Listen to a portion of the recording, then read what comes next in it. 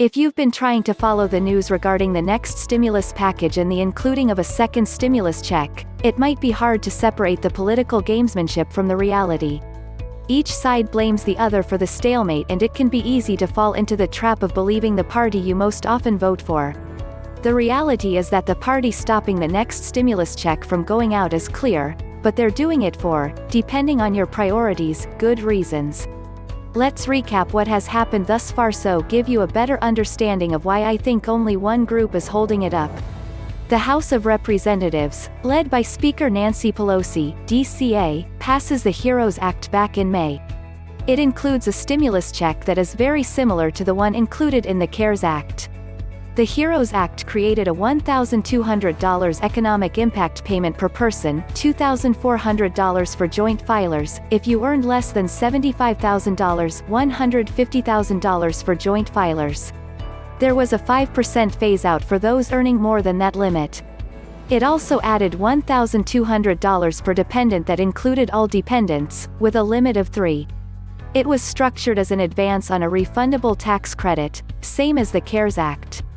Several months after the HEROES Act, with many Republicans asking for a pause as they assessed the effectiveness of the CARES Act and other pandemic responses, Senate Leader Mitch McConnell, RKY, ushers in a series of bills packaged as the HEALS Act. The HEALS Act created a check similar to the HEROES Act. It offered the same base economic impact payment of $1,200 per person, $2,400 for joint filers, to Americans who earn less than $75,000, $150,000 for joint filers. There is also a 5% phase-out for those who earn more than the limit.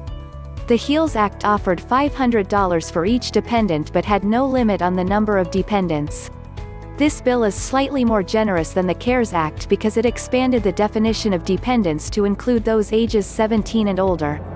This is when it starts getting a little messy because the negotiations were between Treasury Secretary Steven Mnuchin, White House Chief of Staff Mark Meadows, Senator Chuck Schumer, DCA, and Speaker Pelosi. Senator McConnell was not included in the main negotiations. All the news about those negotiations seemed to revolve on line items other than the stimulus check. It seemed to focus quite a bit on the generosity of unemployment benefits, additional aid to states, and aid to the United States Postal Service, among other things. The stimulus check seemed safe. The biggest issue was the size of the package. The HEROES Act would cost over $3 trillion and the HEALS Act a bit over $1 trillion. That's a big gap. Senator McConnell had repeatedly said that 15 to 20 senators would not vote for any deal, and so any bill in the Senate would require several votes from Democratic senators.